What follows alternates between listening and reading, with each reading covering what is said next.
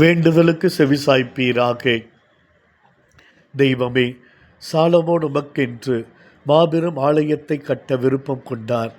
அந்த பேராலயம் வெறும் அழகுக்காக அல்ல, ஆடம்பரத்தை வெளிப்படுத்த அல்ல, செல்வ வளத்தை காண்பிக்க அல்ல, தனக்கு பெருமையும் புகழும் சேர்க்க வேண்டும் என்கிற தற்பெருமையின் அடையாளத்தில் அல்ல, மாறாக ஆண்டவருக்கு மகிமை சாற்றிடமும் ஆண்டவர் அந்த உன்னத இறை இல்லத்திற்கு தன் மக்களுக்கு ஆசி வழங்க இறை சமூகம் இங்கு வந்து வேண்டும் பொழுது, மன்றாட்டுக்களை எழுப்பும் பொழுது ஆண்டவர் அவர்களின் குரலுக்கு செவி கொடுத்து அவர்களை ஆசீர்வதிக்கவும், இந்த இல்லத்தில் அவர்களின் கவலைகள், துயரங்கள், நெருக்கடிகள் மறையவும், ஆண்டவரின் பாதுகாப்பை அனுபவிக்கவும், ஆண்டவரின் உன்னத வல்லமையால் நிரப்பப்பட்டு உடைய பிள்ளைகளாக வாழவும் தான் இந்த இல்லம்.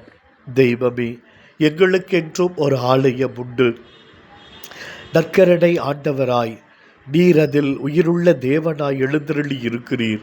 உலகம் முடியும் வரை என்னாலும் உங்களோடு இருக்கிறேன் வாக்கு கொடுக்கிறீர். நம்பிக்கையோடு ஆலயம் வந்து ஜெபிக்கும் பொழுது எவ்வளவு பெரிய ஆசீர்வாதங்களை நாங்கள் பெற்றிருக்கிறோம். தொடர்ந்து உடைய ஆலயத்தில் இருந்து எங்களை காத்தருளும் சுவாமி.